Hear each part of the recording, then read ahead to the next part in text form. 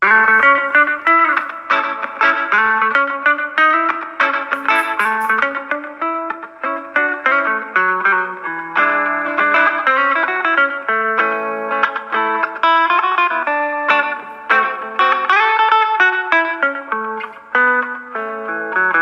everyone and welcome back to another episode of Beneath the Lift Tower, Northampton Saints podcast by fans for fans of everything to do with Northampton Saints. My name's Charles McGilvray and as always I'm joined by Jess Keble and Simon Stacey. How are you both doing?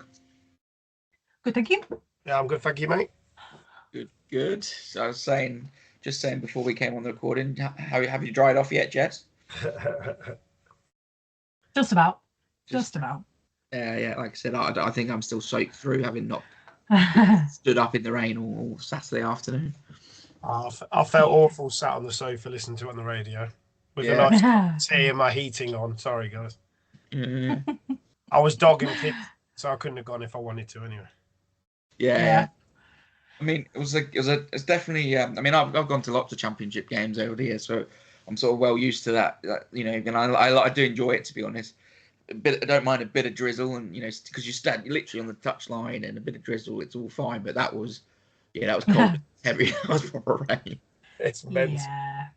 And unfortunately, I don't know what you two think, but for me, I think the rain was quite a considerable factor in the performance and the game that ended up being. What do you think, Jess, from the crowd? No, I thought it was a game. I'm not going to say it was a good one, because it wasn't really. It was a mess, and I suppose it's concerning in that it's an outdoor sport and we still can't seem to deal with those conditions have happened, maybe not to that intense extreme because it was obviously a storm essentially, but we play an outdoor sport and yet we seem to, it's happened in the past, we seem to really struggle when, and I know we're a running rugby side and we like to play like that, that's all well and dandy, it works most weeks, but when you get the week where the rain is coming down and that game plan is not going to work, I think we really struggled to adapt. As it's definitely something to look at moving forward. And I don't know how much is not going to be helped by having an indoor facility, because when you get weather like that, I'd be like, oh, let's go train indoors. It's like, you need to train outdoors. That's the thing. You need to kind of get used to those. And to be fair, it was the same for both teams. It wasn't a great game. It wasn't a great game all round. I was just about to say exactly that. It's the same for both sides. Have they got a plastic pitch? Yeah, yes. It looked like it. It looked like it. I watched the highlights, but yeah, that rain wasn't rain. That was a monsoon. To play rugby, it was like score 3 tries. To be fair, is not bad going considering we're not really playing a wet type of team. We're the running. But then if it was a plastic pitch, we shouldn't have really struggled anyway. I don't know. I think sometimes you want to put mud on the ball because you get a bit of mud on the ball and it gives you a bit more substance to it, whereas those plastic pitches are just silky. It also it wasn't like the rain was coming straight down, it was basically blowing sideways, so when you're running into that, you could argue the plastic pitch, it should negate that, but I mean running into what's basically rain coming sideways right at your face is probably not massively pleasant. But we did better. We were better in the second half when we had it we had that in the wind more behind us than we did in front of us. But yeah, it was just nobody could keep hold of a ball for love nor money, from start to finish. And yeah, that is probably the difficulty with not having mud. Genuinely, like you said, it's like a sticky something that would probably help, and you didn't have any of that. Because I remember I went with my mum, and we were talking about before we went. She's like, "Oh, I'm looking forward to seeing a classic game, where everyone gets really muddy." And then we turned around the corner after we came through the gate. We went, "Oh, well, that's not going to happen." Shouldn't be allowed. I think you sort of picked up on it though with, you said, we like to play this sort of more adventurous wide game, etc. We're not a wide regardless team. We do try and play the best way to win the game, and we do play territory. But in those conditions, I think Coventry played a game that was based on the conditions. I think we were really quite guilty of overplaying quite a lot. And that put us in a number of, caused so many issues, and also meant we just kept coughing it up. I mean, those games, you do not want the ball, right? You want to stick it in the corner, let them make mistakes, keep chipping away at the score, and build pressure. And when you get a bit of a lead, you might start playing a bit more. But we would go we were carrying phenomenally well, right? We'd go from our 10-meter line to their 22 in about 3 carries, and then the next play we'd knock it on. We couldn't get through more than 3 phases at any point, really. It wasn't possible in those conditions.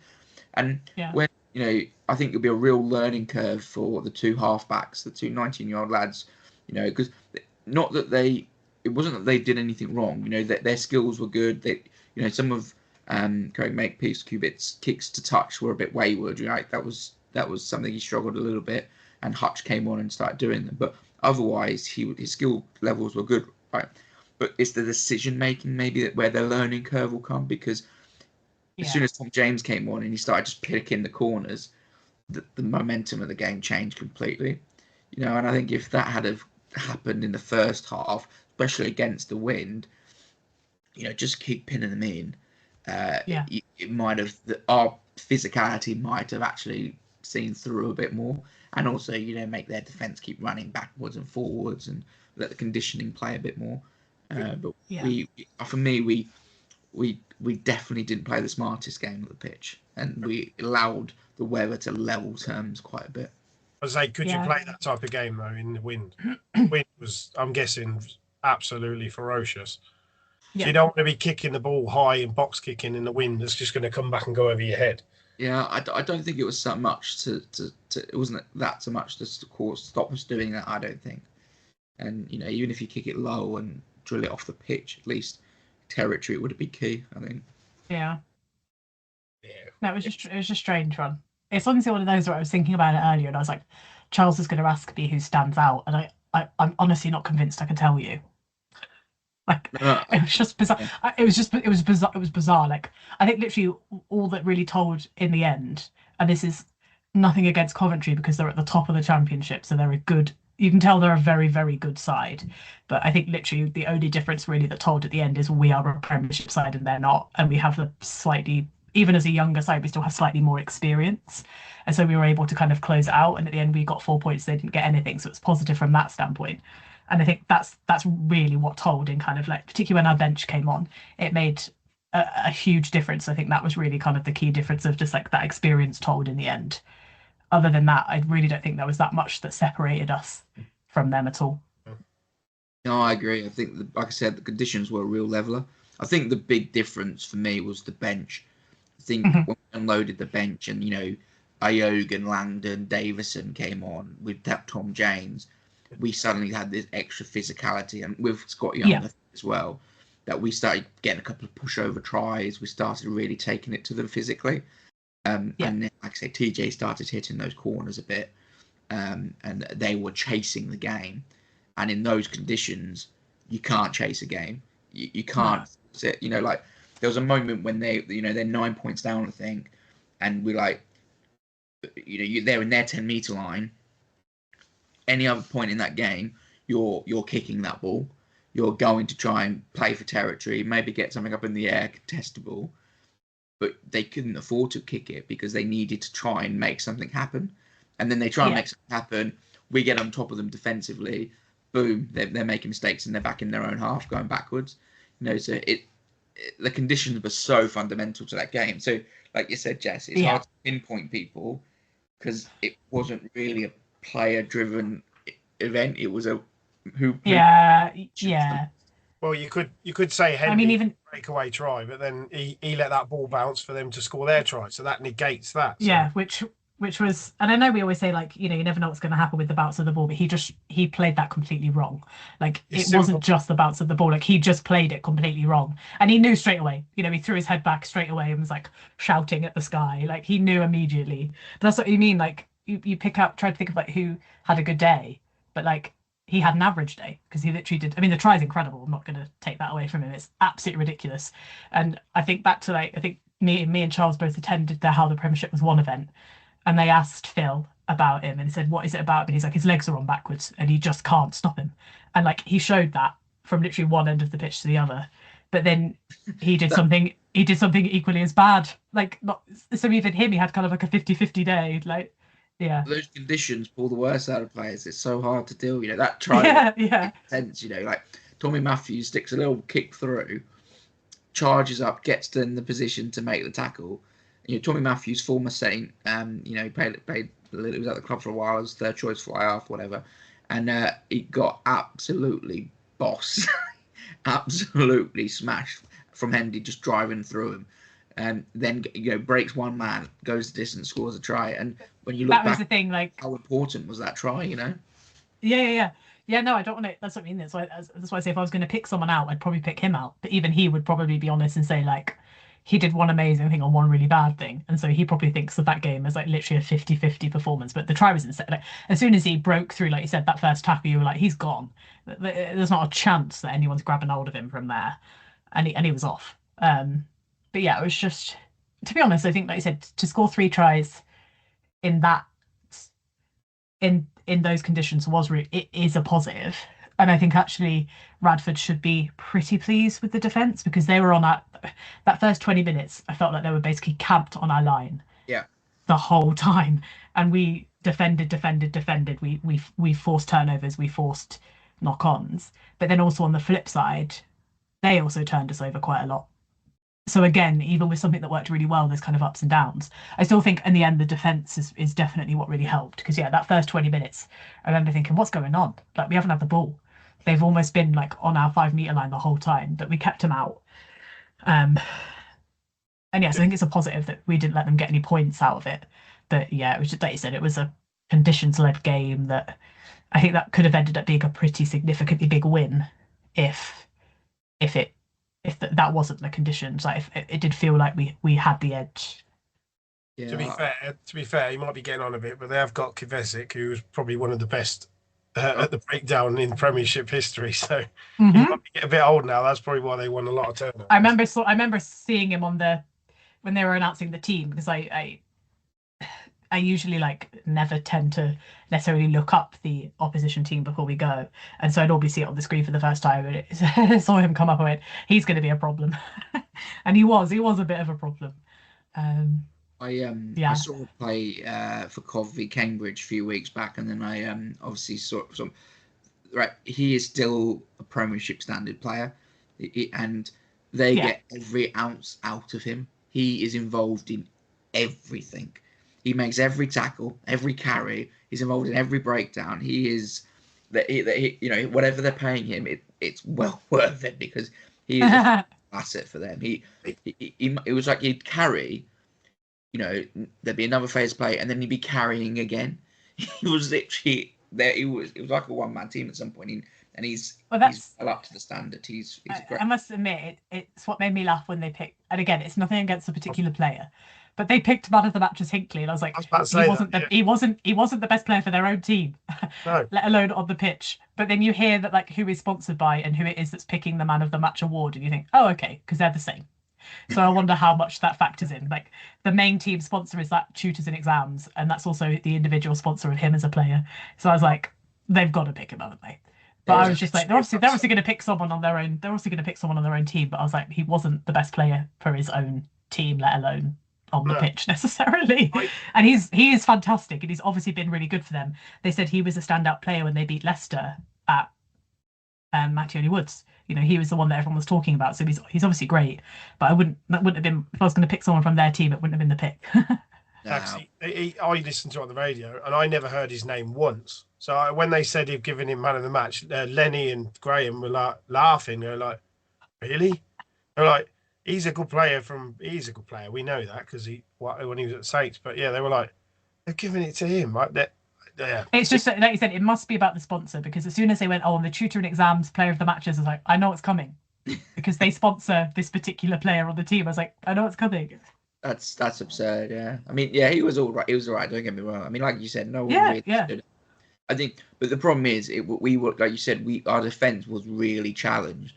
But I think it was a rod for our own back we were sort of making, because we would win the ball, great set defensively, and then we'd try to overplay, and then a minute later we're back on our own line defending because we've coughed it up.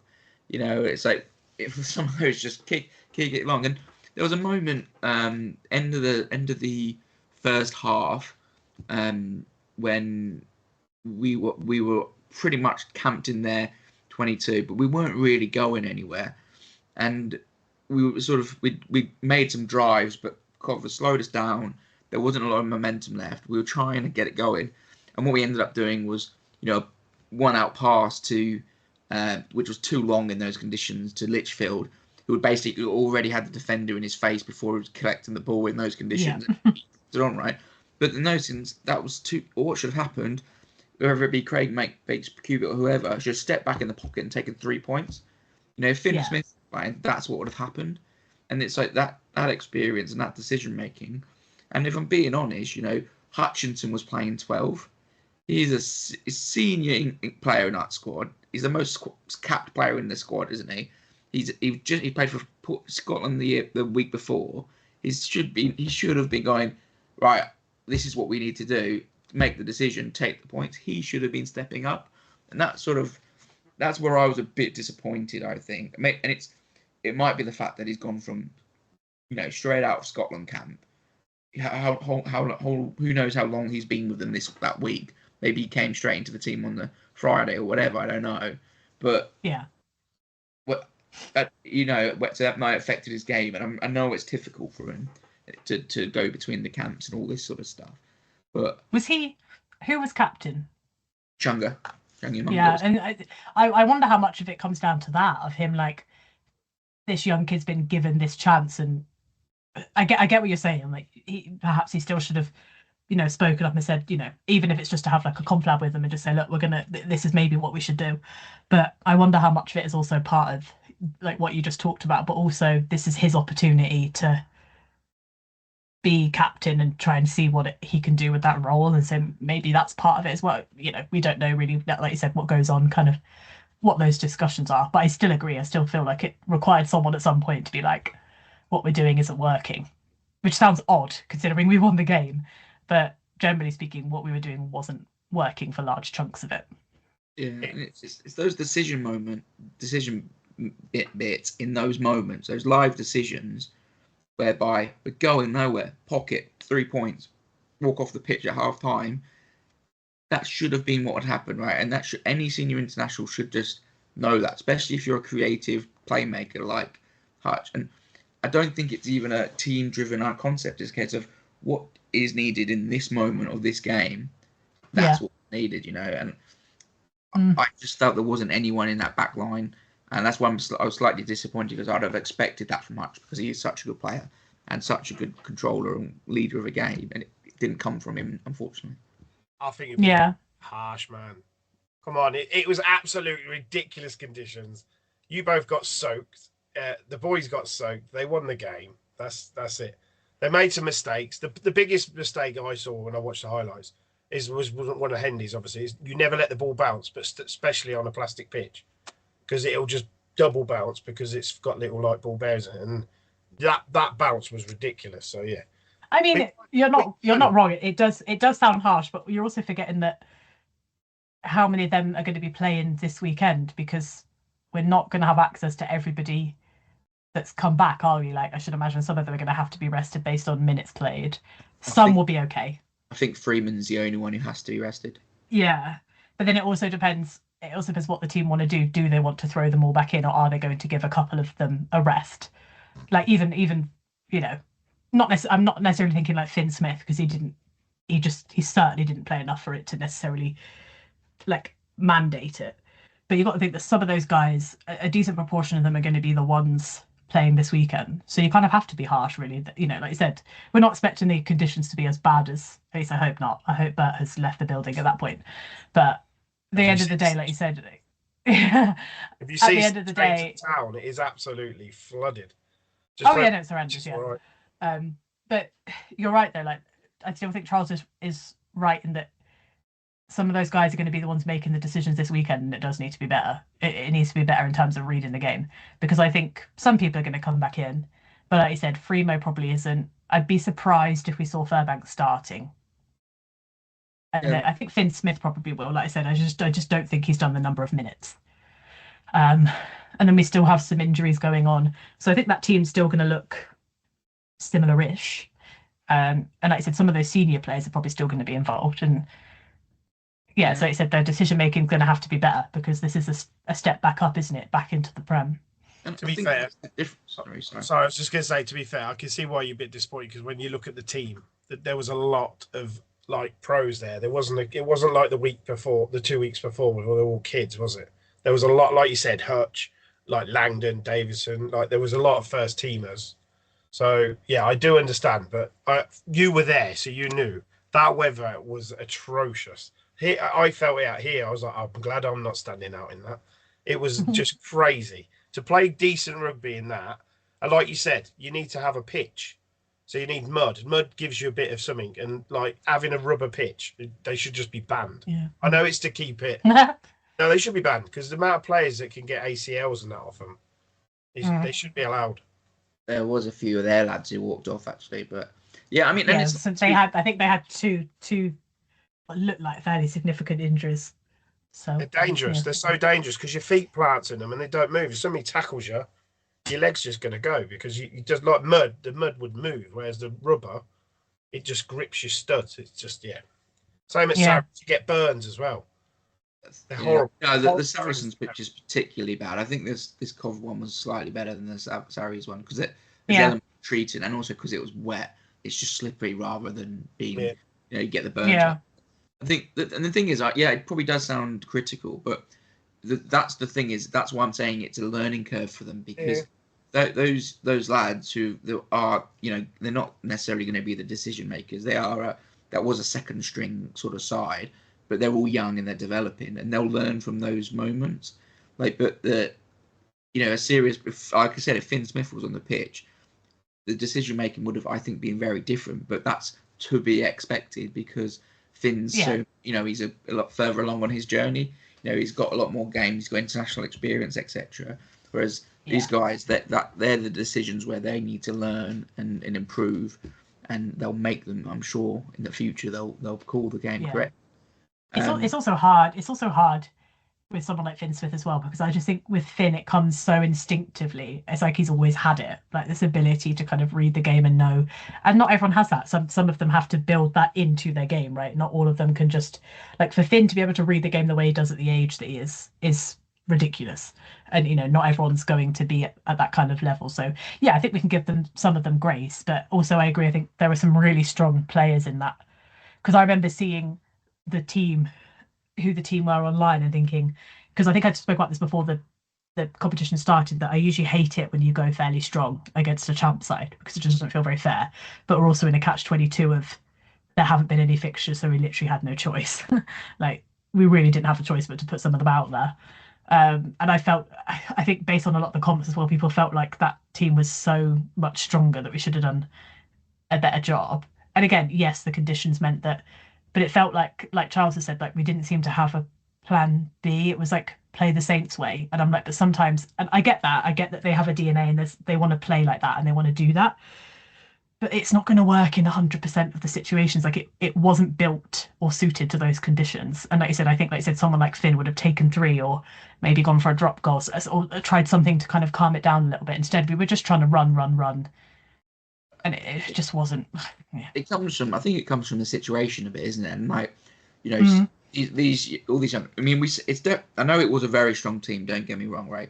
But when you go through the whole side, reality is the back row was as strong as it gets. That's probably our first back row. But the rest of the team the starting 15 were second or third choice players. They're just very good second or third choice players because we've got really strong depth. Obviously, we had first choices on the bench as well, etc. But when you go through the front, the tight 5 was, I'd say, our second choice tight 5. The halfbacks are probably our third choice halfbacks. The centre second choice, sort of second choice. Hutch obviously is in the mix, obviously for first team. Yeah. And the back 3 was largely sort of second / challenge. Hendy and Ram are both obviously in contention. So it wasn't. I know we didn't go full out, which I think people probably. Oh no, yeah. I mean, we couldn't go full out, could we? With who we didn't have, like it wasn't possible. No, exactly. There were so many players, whatever. But the thing is, those people they're on the fringe. They're just a good performance away from making a real statement to make a first team appearance, and so they go, right, I've got a good cracking opportunity away at the best team in the championship. I'm going to go out there. I'm going to play like I need to play the Saints DNA, and show them how good a player I am, so that I can challenge. And then the conditions mean that that's not the right thing to do. But they're desperate to show how good they are. They're desperate to put in the performance, and so it's almost catch-22 of if we stick it up our jumper, play a really, really mature performance, deal with them, take the points when they're on target, right? When they're on offer, get a really professional job. Yeah, you've showed you're a mature player, but you haven't had the opportunity to demonstrate, that you can put it on the Saints DNA or whatever you want to say, however they say it. But so it's hard, isn't it? Like, they want to go out there, they want to play, they want to show their skills, but the conditions just weren't right for it, I didn't think. And it is the difficulty sometimes with this whole DNA thing. Like, I don't think overall it's necessarily a bad thing to have, like, because we have said sometimes before that, like, we'll go out and we'll try and play the game that the other team is playing, and we always come off second best. And so I do think it's important to have, like, a Saints way of playing and, like, a DNA as it is. But then sometimes sometimes I question if that means that people get kind of stuck in that. So like you said, they come on and this is how Saints want to play. I have to prove that I can fit into that kind of mold. And I feel like first and foremost, you need to show that you can adapt to whatever's in front of you, whether that's a different type of team or a different conditions, whatever it might be. So I wonder if sometimes that unintentionally kind of feels like people have to put themselves into kind of a box in terms of the way that they are going to go out and play. And so they tried so hard to play that way, which would have worked if it wasn't a storm, but it didn't work. And so that's kind of and this is something you can work on anyway. Like, it's not like a death knell or anything like that, but they didn't showcase to me the ability to adapt to what was in front of them. Yeah, I agree fully. And I think it's important to note, right, that when we're this Saints DNA thing is something that the club promote and they talk about a lot, right? What it doesn't mean is Saints go out there and fling it around like they're the barbarians. They play this unstoppable wide rugby, right? That's not what it is. What it is just an identity of the way they do things. So territory, we play a lot of territory. We kick more than most teams, and the DNA also means about how they go about defending and the energy levels and all this sort of stuff, which builds into what it is. But when it comes to the attacking shape of that DNA, which is a certain type of structure of attack and how they move the ball, that just had no place on that pitch. There was no place on that pitch for having solid attacking shape, finding the edge and scoring tries. And none of the tries came that way. We didn't score a try by getting on the edge and getting through and then support play. We got one from a bit of magic from Hendy, and then the others were pushover tries essentially. So I think it's really important to sort of. You got to think though as well, like you said, the forwards. They're not massive forwards, are they? So you don't play. You can't play a big stick it up your jumper game when your forwards are built to be run. And like I said, I know it was absolutely bucking it down, but that pitch is made for running rugby, isn't it? You can still grip. So it's not like if that was at the Gardens, it's still the best pitch in Europe, but it'd been very wet and you wouldn't have been able to play a running game because the pitch would have been soaked. But because you can grip, I get what you're saying. One thing I will say that I was happy to see back was Mr. Lockett, and he played the full 80, which is amazing. He certainly hasn't played for God knows how long. But you got to look their side. Their side is. I just looked it up. Their side is a lot of Premiership players. Oh yeah. There's people in there. They're not an easy side to play, as you know. They're top of the Championship. They know this, and they're professional, aren't they? They're not semi-pro. Well, no, they are. They really the difference between the professional standard in the Premiership. You know what I mean? I mean, they're not part-time. I mean, but a lot of them are part-time. They said on the radio they were fully pro. There's levels, isn't there? Because sometimes you can say that they get paid to play, but I know that a lot of the salaries that they get paid to play is not enough to earn a living off of, right? So they are working proper jobs as well, a lot of them, or they're being supported to be able to play. I know people who've played a lot of games for Coventry, they're not earn a fortune playing for rugby, so they're and then when you look at the support that they get, as compared to the support that the Premiership clubs get, it's not the same level of sort of environment to develop and grow and stuff. There's a long way between Cov and Saints, and even Cov and Newcastle. Yeah. Yeah. I mean, that's an interesting one. I'm very used to going to Championship games. I understand the standards, right? Whatever. But what did you think of the environment and the atmosphere, Jess? Yeah, it was great. They're loud, and they love it. And it's Right. kind of the disappointing. It's the disappointing thing of. I always say that I understand the reasons for ring fencing, but I'm really not sure that I do. As every year that goes by, I feel like I'm less and less understand the decision to keep doing it, because they have this idea of it's got to meet certain standards, and like that was a sellout. Like, and they had, what was it, 5,000? I was like, and how many are Newcastle? How many are Newcastle getting though? Like week on week, how many people are going? It's what they can hold, though, isn't it? No, I get that. Yeah, but I feel like this. Sorry. Yeah, I don't feel like it should be based on the capacity that you can. But that's I understand, again, I understand the reasons for it, but I just feel like we're talking about, these teams don't get the same level of support, and they don't have the ability that they're never going to if we don't give chances to have access to more revenue stream. Like I get it, I do get it, but I don't know, it just feels like in a time when the game seems to be kind of stalling or kind of even going backwards, that things like this don't really help either. Yeah, like, I don't know. The only It's thing tough. The capacity thing is real. The headline and all the papers love to pick up on that and everything, but that's not just the only eligibility criteria, right? No, I know there's some more, of it's the medical facilities, right? Cov have a physio who just turns up to the game. That's their medical facility, right? That's just not good enough to sustain at a professional level. And I know you'd get more revenue if you came up and all this sort of stuff, but is it right to take away, to kill off, say Newcastle have invested, say, 10, 15 million turnover for 30, not for 30 years, but that's what they're at. And they've been professional for 30 years. By dropping them out and killing them off, is that the right thing to give another opportunity for someone to come up? Yeah. That's the debate, isn't it? Honestly, I would say that's an easy yes for me. Yeah, I don't think they add any. And this is nothing against them, because they're a great club. They've got a great fan base, and they're a long-standing team. But they're adding nothing. To put it as bluntly as possible, they're not adding anything. And so I'm like, what are we actually risking if we give someone else? Because they have dropped out before, right? I'm sure they have, like more than once, right? I think there should be relegation between the two leagues, right? I do think there is, but I also think there is nothing stopping if Coventry invested, I don't know, 150 million, which is probably something like the number they need to get to the standard that Saints are operating at, right? Saints are turning over 20 million a year, right? If that's the cost that they're running to run a professional outfit. If to catch up with them, you're going to cost 150 million. I don't think there's anything stopping Coventry or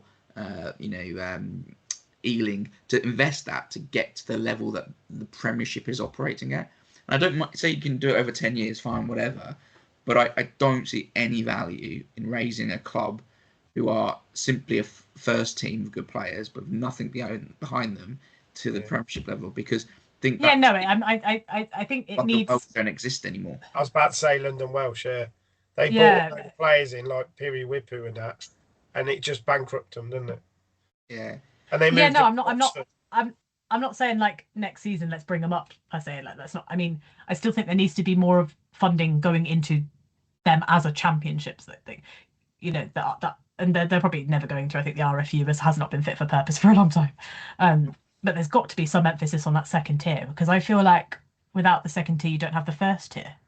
I mean, you think about teams like us and Bedford. I'm sure there are other teams that might have those same links, but I don't know enough about. Like, where would we be without them? Like we'd still be existing. Don't get me wrong, but I don't know. I just feel like it's not very fair, and the game is not going to move forward as long as we just continue to try and forget that they even exist, except for the odd game that they play. When you say fair though, right? The Premiership clubs built professional rugby, right? They built it as a business. They set up their own businesses. They've been operated largely successful. I know there's examples where it's not been successful, and we know all about that, right? But they've built the professional sport in this game largely without the assistance of the RFU, right? What do the RFU do? They lease the players off the clubs to put on games at Twickenham, right? They don't really do much more. They're an events company. That's what they do. The Premiership clubs have invested hundreds of millions into this professional sport, built the sport, right? So I don't understand this need. Why suddenly, Championship clubs are going like Oliver up to the RFU. Please, sir, can we have some more? Right? Go sort out your own business. Get sustainable and grow. That's what the Premiership clubs did. They didn't do it off the back of handouts from the RFU. They did it from they formed their own business, sold their TV rights to BT, and BT took them to that another level, that extra income coming in. Because if you think back to the days when Sky were covering it, the gap between the Prem and the Champ, or National Division at the one, wasn't that significant. That was possibly a bit of an overlap. Premiership reform, get a proper business model in place, go to BT Sports at the time, treble their revenue, and then the gap's just grown and grown, right? But there's nothing stopping the Championship clubs doing this and going out and getting TV deals. But get your house in order. Don't go cup in hand to the RFU, because the RFU are useless and they're not going to do anything for them. The problem you've got is the fact that we lost Worcester, London Irish, and Wasps, and when Exeter came up, they stayed up. See, what it was always one Premiership team in the Championship, wasn't there? And it was always a vicious circle. They'd go down, they'd come up. The team at the bottom would go down, then they'd come up. So that we haven't got that now. That's the thing. So that's why it's not helping either. So there isn't like a Premiership. So like when we got relegated, we literally kept the same team. It was nice to see, but some of the games were a bit boring because they was like 96-0 and stuff. But it paid for a lot of clubs to keep going for years because the amount of fans that went. But you have that Premiership level in the Championship. You haven't got that now. So that's the problem. And I think as well, we talk about like, they can go and sell the TV rights, but for all we know, they've tried and there's not been an interest because barely any of these cup games have been on the telly. Yeah. Yes, it doesn't help that they're at the same time as internationals, and that's probably where the interest is going to be. So maybe that's another thing of like, it's the best time to have it, but does it actually screw the competition in terms of actually getting them on telly? Like, because if you've got not necessarily our game now, hasn't they? So they've got the autumn internationals, so they're not going to show the cup game because they've got all their channels on the internationals. And also, I'm pretty confident I'm pretty sure if BT not offered less money for the they're offering less money for it as well anyway. So there's less money to come from. To come from with them because no one else bid for it, so they could afford to lower. Yeah, but that's the thing. So the TV deal is less for the Premiership club, so it's gone down. Right? Yeah. But the thing is, the Championship clubs, the Championship rights are held by the RFU, and they're doing a shoddy deal. They're not, and then they're not distributing enough much, so then the money's not coming in right. So the economic right to that Championship is with the RFU. The Championship clubs are letting that happen, right? They could break away, form a Championship, and get it sanctioned and do it themselves. But you're right, there probably isn't the interest and the desire for it, right? Because it's a minor sport. Like, that's the reality. Rugby's not going to have pockets full of cash in the TV deals to get money into these sports. And there's also well and good in all these comments, but there's only so much money to go around. And if you want there to be competitive Premiership like it is, it probably needs at least the money it's getting. So the idea of diluting that down to the Championship clubs as well, I don't think solves anything for anyone. I mean, it's a difficult thing. I think the only thing I disagree with though is you're right that like the Premiership teams are the ones that have put all the money into it and that kind of created the game as it is. But then we're basically saying that basically makes them exempt from like everything. Like for me, like Newcastle might have pumped lots of money into it, but they're actually adding nothing to the value of the competition. And again, that's not to be harsh to them, because I'm not trying to make it seem like I hate Newcastle. I don't.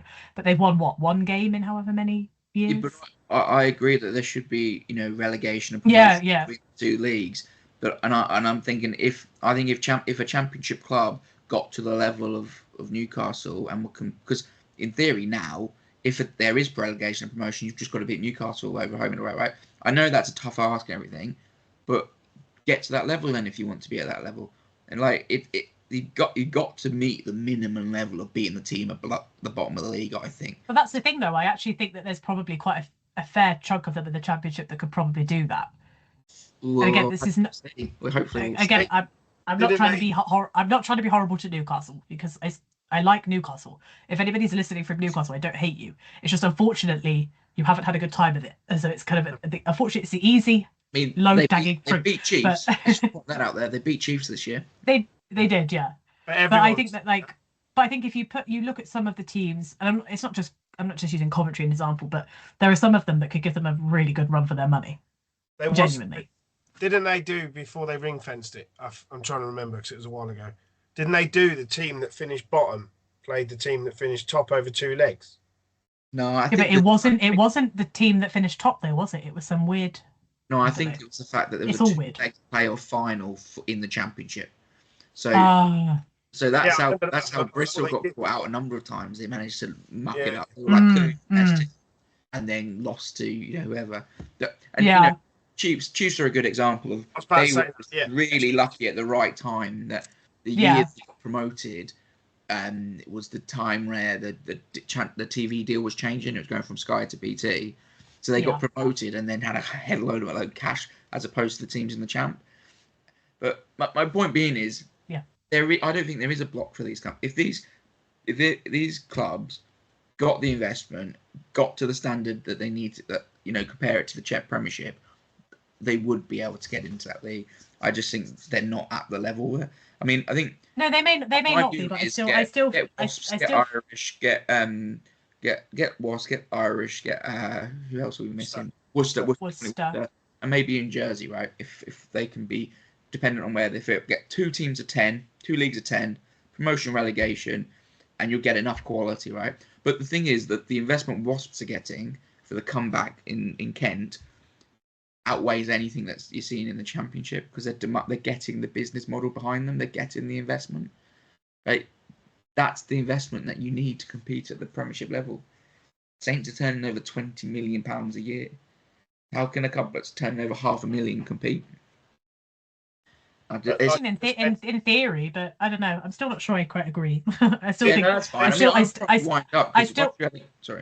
I still feel like it's very, very prescriptive and a very narrow list of things that you have to do that none of them have got any chance of ever meeting without actually coming up and getting access to TV money or whatever it might be. It's just, I think everyone's in this kind of vicious cycle of because I actually think that they've, in terms of medical, you're right, probably medical staff, it's not a great thing, but in terms of the facilities that they've got they've got 2 changing rooms, they've got a permanent seating stand, they've got a really good pitch. I still feel like they're hitting some kind of level that it's a stadium you could go to, and and I feel like when you look at it on the telly versus somewhere like Newcastle, I'm not seeing many differences between the two of them, outside of Newcastle have got a little bit more money, like you said, for a permanent medical staff or whatever it might be. I don't know. I just feel like they'll open it back up. They will agree to open it back up to promotion relegation because they know that nobody's going to meet their criteria, and so they can go, well, we've opened it up. What else do you want from us? That's what Bedford used to do. Bedford finished. This was years ago. Bedford used to finish top, and they go, "No, we don't want to go up because we haven't got the facilities and we just haven't got the money." So they just said, we don't want to go up. Can't do it. Yeah.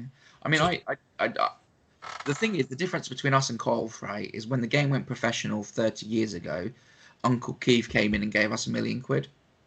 Right? That is just the difference between it, right? And that's just luck and circumstance.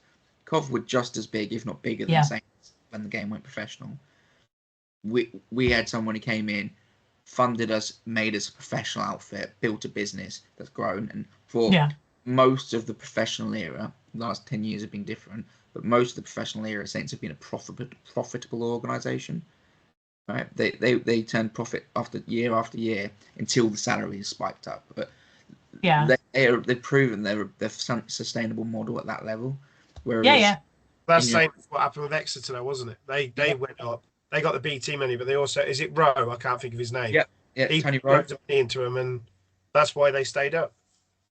Bristol got Lansdowne money. Bath have got the money from. So basically, we need to find all of the champ teams that don't have a backer and then just start emailing billionaires that come from the places. That's the Let's start emailing some Coventry billionaires.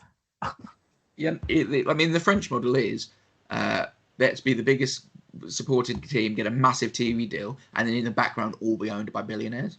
Biggest TV deal, right? They get more fans than anyone else, but because of the interest, it attracts billionaires. Yeah. And so, like, their sport's just bigger. It's more eyes on it, and therefore it pulls this investment. That's the problem. Is they're not getting enough eyes on the sport. If you had a massive audience on the Prem, that would spill into the Championship, because some billionaire will go, I fancy a bit of this. I'm going to go and buy Bedford for £1 and turn them into a Premiership champion.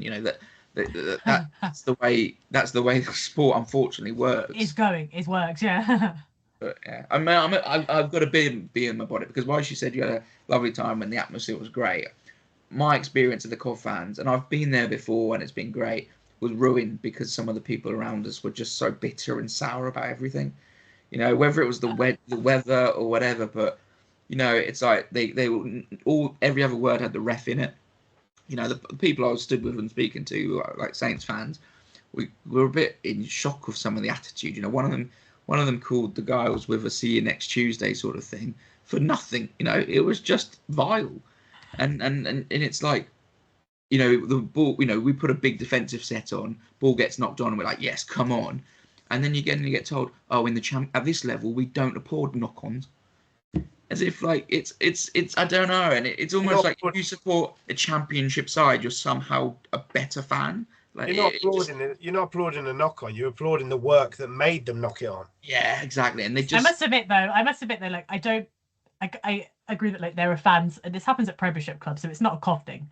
Everywhere you go, someone always says like, oh, we were sat behind this or in front of this contingent of. But I must admit, one thing that I hate. And I hate when anyone does it, including Northampton, is celebrating these tiny little things that I hate it too. Celebrating every time I see Ben Earl do it. Yeah, but it's something about him in particular. I think I'm always just like, the players, I get it, but if you're a fan and there's a knock on the pitch, you're like, yes, come on, we got away with it. Yeah. And then to be told, at this level, we don't cheer knock-ons, like. Yeah, that is a bizarre kind of. It is a bizarre. It's your work. It is a bizarre attitude. But you mentioned Ben Earl, like he's a quality player, but I get what you mean. But it's the only reason he celebrates is because of the pressure that the players have put on the other team. So he's just like, come on, lads, we've done that, get in. It's not like he's not trying to rub it in their face. He's just happy that. Oh no, sorry, I disagree. That guy is trying to rub it in people's faces, and he is. I don't mind if people do it. For me, he does it, and he looks specifically at someone on the opposite team to do it, and he's been told off multiple times for riling them up on purpose. Like, I actually think that he's actually the one person you can't use to say that he's not doing it for that reason. But there are other people where like the team will slap each other on the back and they'll cheer and stuff like they do it. But no, it is a weird attitude to be like, we don't celebrate that here. I'm like, okay. Why? Yeah, it's just looking this sourness and looking down your nose because like we're a Saints fan rather than we're not a Championship rugby. I've watched so many games of Championship rugby, right? But like you're not a better fan or dedicated fan because your team happens to be in the Championship. Like it doesn't make sense. It's just you're a fan of whoever sport, aren't you? So they might have only just turned up because they're playing Saints. They might not be proper Cov fans, to be fair. I don't know. I just think it's like a chip. It's human nature, isn't it? It's you look at someone who's got an awful lot more. Yeah. You get them down the gardens. The Saints fans. Some of the Saints fans that sit around me, they need a good slap round the head.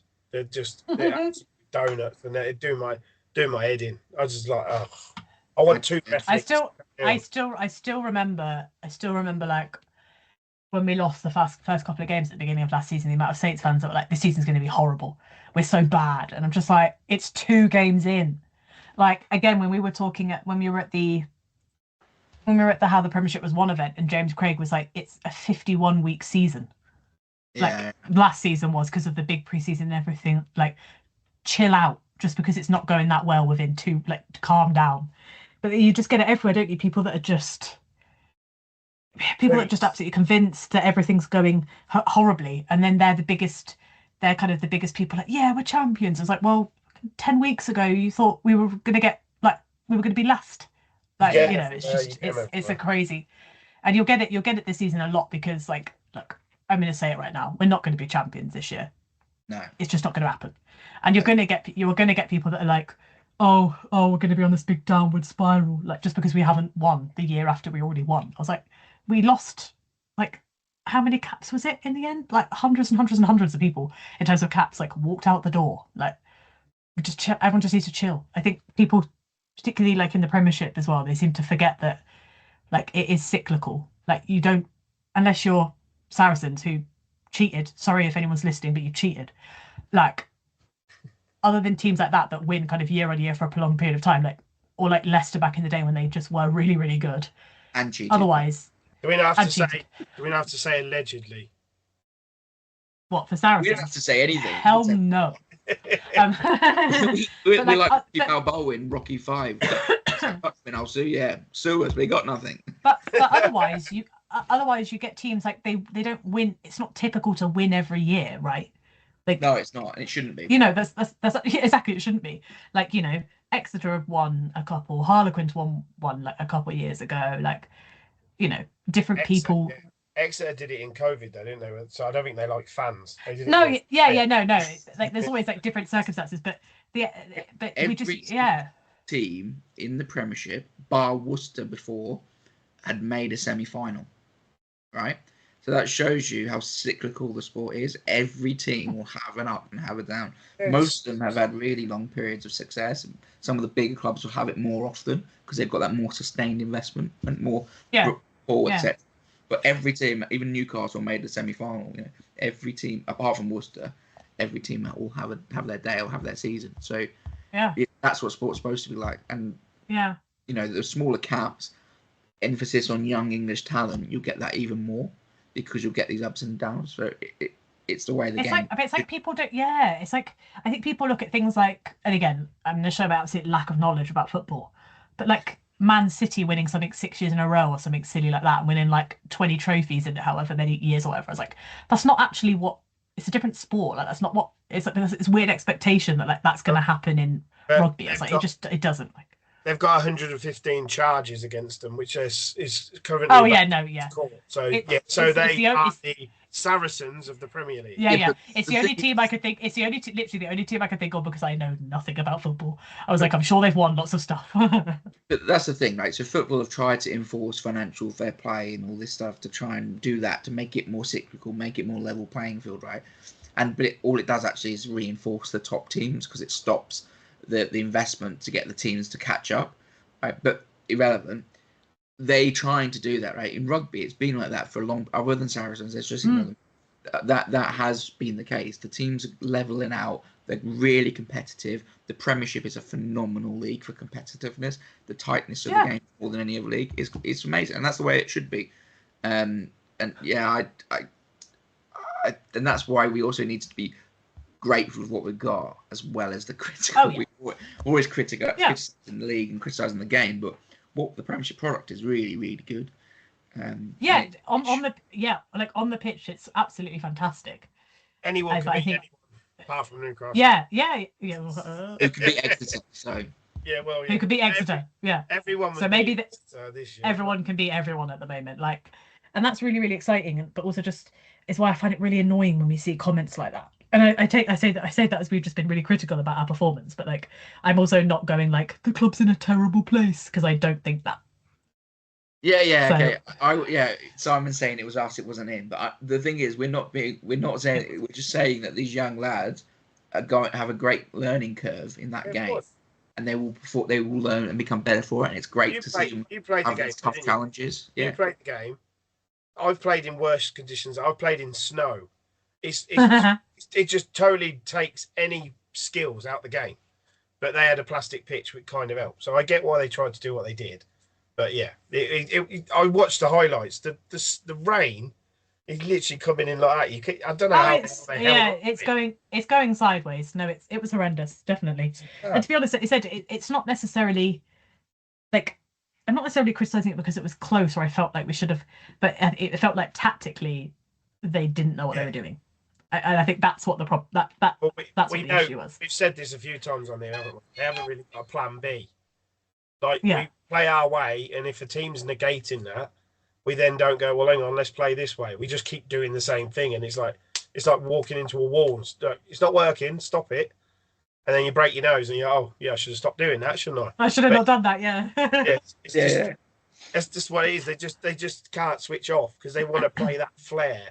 But it's good to see that it works. But then I get why you're being critical when it didn't. But yeah, it is what it is. Only being critical because at the end of the day, like, I think we were always conscious of not being that podcast that's acted like the sun shines out of their asses every single time. Of course, with everything they do. You know what I mean? Like, and I still think at the end of the day, we still kind of fairly comprehensively won, right, by 9 points. So it's actually a decent victory. You know, we're just kind of a critical eye of how do those young guys move forward back into the Prem. And I think it's also, if you travel away from home and you come home with a win, that was always a thing for me. So I used to do it every single day. Yeah. You travel all that way, you sit in the crappy weather. If they come 4 points, you're happy. You don't care how they've done it. Oh yeah, no, definitely. History would just show that Saints won, Coventry lost. Yeah. I think that's 100% true. But I also think it's also part of what we're discussing is what happened, and that's what happened. So it's not necessarily a criticism; it's a reflection, a reality of what occurred on the day. What we saw. We saw that there was a case of we overplayed. We should have taken points at times, especially the end of that first half. It was crying out pocket drop goal, 3 points. But we overplayed, conceded, and we lost that momentum that we'd built in that moment. And they kick it out. It's a half time. We're 3 points worse off. Yes, we could have gambled and we went for 5 or 7, but maybe that wasn't what should have happened in that moment. And that's my only disappointment was I would have expected Hutch to go, I'm big dog here. Boom, 3 points. But anyway, looking ahead, Gloucester at the weekend, back to some high-level Premiership rugby. We've seen the last of hopefully seen the last of international rugby for a few more weeks. Although Australia do play Ireland, but yeah. He didn't mention. Oh my God, Scotland, did he? They lost to Scotland. Charles the Aussie. Aussie. I think Australia maybe got ahead of themselves a bit. Maybe they were looking ahead to that Ireland game for a Grand Slam. Yeah, maybe, yeah. When they needed to keep an eye on Scotland. And also Scotland just were incredible, I must say. They looked so good. I couldn't watch the second half because the blooming the storm just ruined. Kept coming up. Cannot what? I was like, oh, come on. I didn't know it won. Australia. Defensively they were really poor. I think that's been a running factor that some games for Australia in the last year, they've just had real lapses in defence. The first try. I mean, this is a Saints podcast. I'm not going to go into this, but before we tangent ourselves again. I was just wanted to poke at him because he didn't mention one of the best defensive centres at international level, Len Ikitau, and gets run through. It's a one-on-one touch on the line, and he just the Scottish captain just ran over him, and those performances still in Australia. That consistency is not there with them yet. But anyway, back to the Saints. Let's look ahead to digress. We need to so we don't run over too much. What are we thinking ahead of the Gloucester game at the weekend? I don't know. Where even are Gloucester right now? I'm googling. I'm googling the standings. They did a resurgence, right? So they're just above us. They're playing some decent rugby as well, yeah. Decent side, getting some good form just before the break. Some good wins. They've got talent. There's no doubt about that. There's plenty of talent in that squad. I think they're starting to turn that corner because last year was a tough one for them. But I think they are turning that corner, and I think Shed is still really important for them. Yeah. So I think they did all their eggs in one basket, didn't they, with Europe, and it backfired. Because that's what I was going to say. I wonder how much, even though the team that they play is going to be very different, I wonder how much the kind of mental side of losing by that much is in the minds. Because I think they're going to want to come and obviously put in a much better performance, but also does that perhaps end up having a negative? It definitely is an interesting side to it. Because what was that, a 90? That's not going to be very hard, is it? It was 90-0, wasn't it? No. That's what I mean. But I wonder I wonder, are they going to come really with like their backs up, wanting to not just put in a performance but a win, or is it going to play on their minds of like, is it going to get into their heads of a little bit? You never know, because there's always a mental element to a game as much as a physical element of a game. But it will be a very different side to what that one looked like, obviously. It all depends who we're allowed to play as well. Yeah, I think Tommy Freeman's the only one who needs a mandatory rest at some point. I think all the others are unaffected. I might be wrong, right? But that's what I've heard. Oh no, I do think it is just Freeman in terms of the number of minutes. I just think it will depend on things like Fairbank's body and how he's feeling, and whether he'll want to play. I've got no doubt about that. He did get the week off via the box, didn't he? So yes, yeah. That was a great decision by Borthwick. That was, wasn't it? He was firing against Japan, so I'd imagine he's on. I don't think maybe Freeman gets rested. Rambo plays on the wing, etc. But I don't think they'll rest any of them. I think it's get them back on the pitch playing Saints rugby. I don't want us to. Yeah. I don't want us to, but I just didn't know if we had to. Yeah. I think other than Freeman, who like that flick, by the way, to set up Fairbank strike. Oh, God. The man's starting to do it at international level. He's stepping up. I'm telling you this. Yeah. No one else would have read that. So it was a good job. And then after in the videos where you went, "Oh, I just got lucky," I was like, "Take the credit." Like it was just luck. I was like, "It wasn't. Take the credit." I think so. If we start, I think the point you made about the mentality with Gloucester, I think they would be really amiss from a coaching group to even recognise that game, like because they said. Oh yeah, no, definitely, yeah. I wouldn't even think they would bring it up as like these boys smashed us last time, whatever. I would think it would be a case of it's an irrelevant fixture because the team that was put out was second, third string side. No, it's just why I questioned it, because I've got no doubt it won't have factored into any of their training, but that doesn't mean it's not in the backs of the minds of like the few first team players that were in that team. You never know. I can't. I'm not a psychologist, so I can't speak on what impact that might have. It was just a question I had of, for some of the players that there was a couple of first teamers in there. If they play, is it in their minds a little bit of like, this is what happened last year, even if it's not something that, because I agree, I don't think the coaching or any of their training in the week would have mentioned it in any way. I think the weather's going to play a part as well. Do we know if it's going to be raining? Don't know. Thing is, it's too early in the week. Like the weather forecast will change repeatedly so really you don't know until the day before. It just says cloudy, highs of 9 degrees. See, cloudy is actually not bad. You don't want it to be like necessarily the sun being down on you. It's just like the wet, isn't it? At the moment, yeah, it's cloudy with a very low chance of rain, which I'd say is pretty much perfect conditions for what they probably want. Yeah. Just like the pitch has been covered. Yeah, I think it has been, and I think it will have been. Yeah. Oh yeah. Yeah. The one thing I would say about Gloucester though is they as they've turned the corner, I think they went very strong at home against Chiefs in the cup and got beat. If you look at the side that played in the LV, whatever it's called, the Prem Cup last Friday, they had Wade was playing, Harris was playing, Atkinson, Mercer, Ludlow, Ackerman, right, all the big boys were in it, and they got trumped by a half decent Chiefs team. So that's almost more worrying that they've had this they've taken this knock at home, but it's almost like maybe their eyes are already looking ahead to the Saints game. Whereas I think our squad were probably quite, whether they were focused on Covent or not, I don't know, but maybe I think because we went, it was a different vibe. I'm worried about them, but I think we should be strong favourites.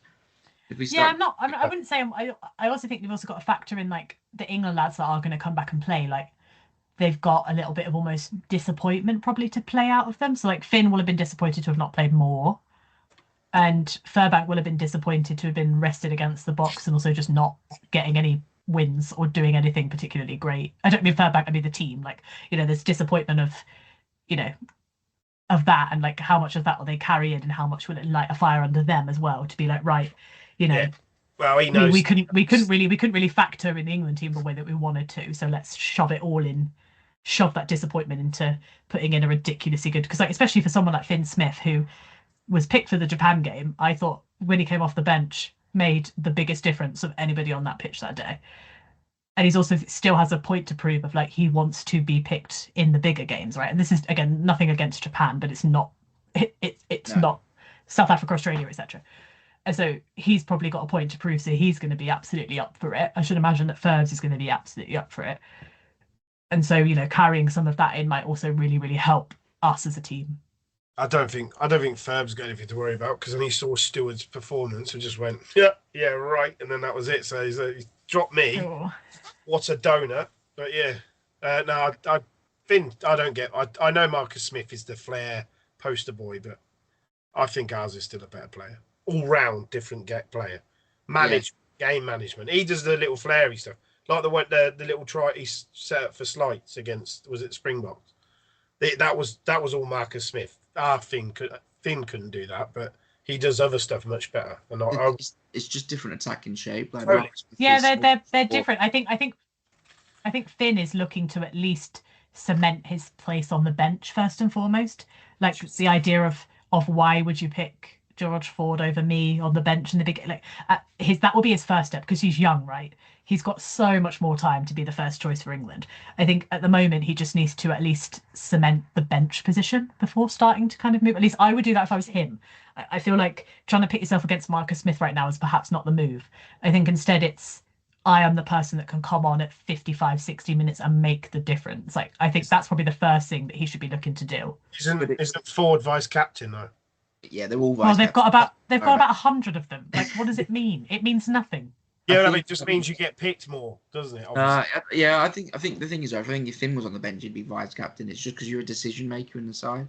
But I think the only thing to point out with that one is where, like when we had Manny on in our special last week, he said about, you can't control selection, all you can control is performance and all that. And that's probably the thing. Like everyone in the world would probably go Finn Smith on the bench ahead of George Ford, but he can't control that. Only Borthwick's making that. Yeah, exactly. He just has to come back to Saints again, show everyone what he can do, and you'll get there eventually. There's been countless examples of players who everyone has said this is the next, the next coming of Jonah Loma or whatever it may be, and it takes a coach 2 or 3 years to work it out. Neil Best being the clear example of that. Not Neil Best. Neil Back. Sorry. Yeah, Neil Back. Everyone said he was the greatest. Seven Woodward didn't pick him for years. Ends up being a significant player for him for a long period of time. So yeah, I feel like that's where Curtis Langdon is right now. Like, feels like an obvious choice to be in the first team, and yet it's going to take a while, I think, because Jamie George is captain. So why is that? I'm not going against. He's not taking that. I love my country, but what the hell is George even in the 23? Theo, Dan, and Langdon are by far much better players than him. They're more. I think Cohen Dickey would have something to say about that. But I think Cohen Dickey's very strong right now. But I do also agree. I'm like, every time I see Jamie George play, I'm like, if he wasn't captain, I don't see how he gets in. Genuinely. No. Anyway, Northampton. Bring this back to Northampton, right? And we've got to start to wrap this up.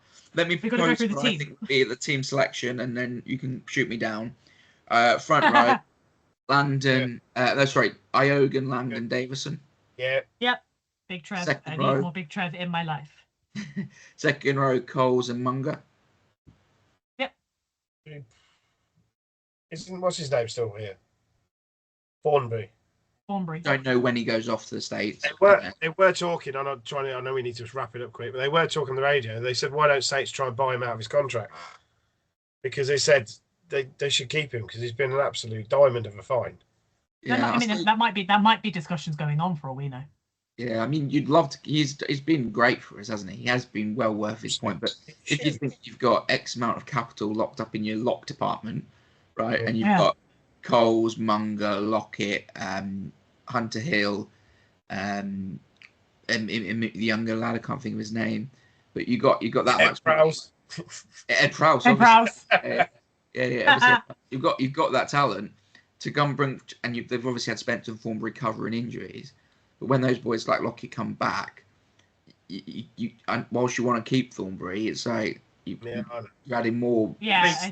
That department. If he hears that, I wasn't actually mocking Ed Prowse. It's the fact that he's gone from being a tight head prop to a lock. It's just an unbelievable change. I I think we all want Ed Prowse to have a run out in the Premiership. I think we all want to see that. I think everyone wants Ed Prowse to succeed. I don't think there's a. Yeah, I mean, Coles wasn't selected at any point, was he? So he's going to be fresh. He's going to be fresh and raring to go. So yeah, you just get him in. You get that boy in. Yeah. Right. So. Yeah, Munger and Coles. Yeah. I would say Munger. Yeah, as well. Munger and Coles. Yeah. Right. Back row. I would go with the same back row against that we had against Cov. Pearson, Pollock, Augustus. Yeah. That just sounds class. Yeah. But then that's also depends on Pollock, because he obviously, I don't know what the injury was or what happened, because at one point it looked like it was like a head injury, and then at one point he was, but then at one point he's definitely holding his hand. So I don't know. So that will depend obviously on. It was HIA, and they said there's no point bringing him back on anyway, because obviously they'll just save him for. Yeah, I got the impression he'd passed the HIA, but there was like 3 minutes left, and they were like, "What's the point?" So assuming that he is all right, which he seems like he will be. It's just got to throw in the question just in case. You are forgetting Kemeny as well, by the way. The two other people that are really challenging there are Kemeny and Angus Scott Young, aren't they? But for me, I don't want them on the bench. I'd probably have Angus because he's more adaptable to the 3 back throw positions. But I feel it's not hard because Kemeny's a pretty good player and everything. But I just think Pearson, Pollock, Augustus is class, isn't it? It has the shapings to be particularly Pearson Pollock, because like when Graham comes back in, I imagine that's going to be a fierce competition again between Graham and Augustus, and will really depend on who you're playing.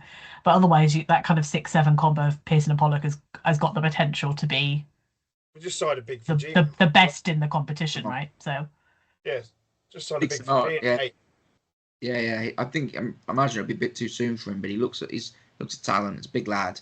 I'm sure I must have watched him in a Moana Pacifica game, but I can't recall him watching him. He's not someone who stood out or anything, as far as I'm aware. But I'm pretty sure he'll be there. I reckon they'll have signed a gem there. Yeah. He looks a big ball carrier, that's for sure, but we'll see. But yeah, I can't imagine he's going to be in contention for the Gloucester game. In halfbacks, James and Finn. Yeah. Yeah. I think Archie and George Makepeace-Cubitt have done phenomenal through the cup game, but I don't think they're quite there pushing those two yet. There's still children in there. Yeah, exactly. Yeah. They're not children in adults; they're adults, but in the game, they're 19. You know what I mean? Yeah. Well, Park stepped up phenomenally, and I think he'll be a great asset on the bench. I'm sure he'll be playing on the bench, but I think James is still that first choice without Mitchell. Centres, I reckon we're looking at this is the balance and debate, isn't it? We're going to have whether Dingwall's fit or not. I don't know, right, but I'd go Dingwall Freeman. He played for the England A. Didn't he? He was the England A captain. He was the England A, but then he was named as unavailable in the Cov team sheet. Oh. So I hope he is available, and he was great in that England A game. So I'd go Dingwall Freeman with a back 3 of Rambo, Slight, and Herb. Hutch me too. They took him off. He's playing. Yeah. Not surprised if he plays. Imagine if they go, but it depends if Dingwall's fit or not, doesn't he? Yeah. Because if Dingwall's not fit, then obviously Hutch is playing. But then there's also there's a good option of playing Hutch and Dingwall with Freeman not playing. Anyway. Freeman's not playing. You said he needs a rest. Yeah, he won't play, will he? No, I don't know if you have to do it immediately. I think so. I think it's a mandatory. See, that's why I thought last mandatory stand-down period. Rest all of them that have played so many games. Yeah, but do you have to do it like the next game, or do you have to do it over a period? So, like, we can say, like, home against Newcastle on the 28th, we'll rest Freeman. I have a feeling that you do have to do it, but I don't know. I also feel like if you don't have to do it, it will then depend on Freeman himself, because he's played all of them at this point, and like he would be totally justified of being like, can I just have? But they're saying that the way Borthwick plays the game, he didn't really have much ball, did he, other than against Japan? Nope. So it's also one of those ones where keep the body ticking over till Christmas, and then get New Year's off. Yeah, 28th off, then away to Dubai, and I'm sure the discussions have been like that he had to be rested, but I don't know.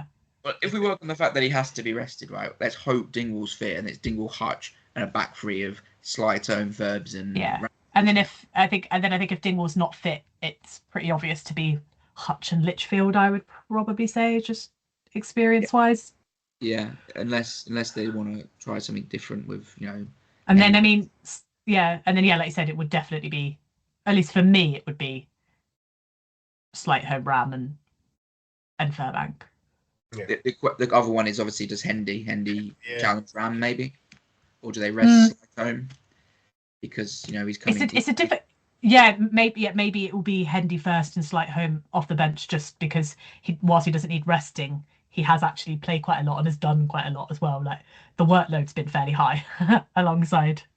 And it must be quite an emotional roller coaster for him because he'd be phenomenal, wouldn't he? Slightholme is he's just Ollie corner. That's where he scored in the where I was sat with his dad in the Premiership final. The tries he scored for England were exactly the same corner, weren't they? Yeah, but like he's just erupted onto the international stage, isn't he? So I mean that try against Japan where he's running and he just had the foresight to be like, if I kick this through, I can. I mean, the kid's smart. The kid's smart as he's smart as hell alongside being fast, and knowing that like he's already committed to the tackle, so I kick it through and I just the kid is something else, honestly. From a like thought process, what a decision. Because you think about the time you have to make. You can't touch me. I'll just run around, dot it down. I'm faster than them all, right? But to execute it to the level that he did, cheeky as hell. And you also realise he's making that decision in like less than a second, as well. Realistically, like that's it's crazy. Isn't it? That's his go-to in that corner. That's what he did in the Prem final. Put the chip, and it's the training, and it's the instinct, and it's the confidence that he must have at this point in time. He's just scored tries, isn't he? He must be flying, and so you either ride that wave and just chuck him straight back in, or he takes a week off, or he sits on the bench for a week just to give him. I think if he wants to and he's up for it, you start him, definitely ride the wave of. Because I would say, whilst like with Furbank, it's probably the opposite situation of like he's probably got some disappointment to play out. I would say with Ollie, it's literally the direct opposite. He's running on this wave of like, I have been a standout performer for England. Like I'm going to ride that right back into the Premiership and show like everyone else like back here like what I can do.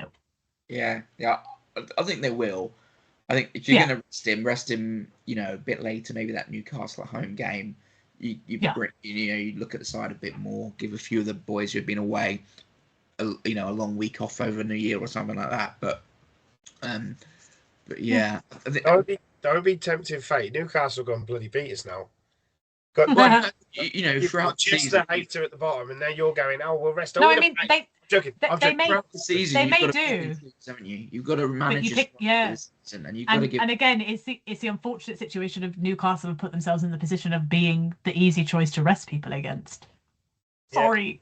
Newcastle probably want that anyway. They probably want us to drop a few players and get a scout. Yeah.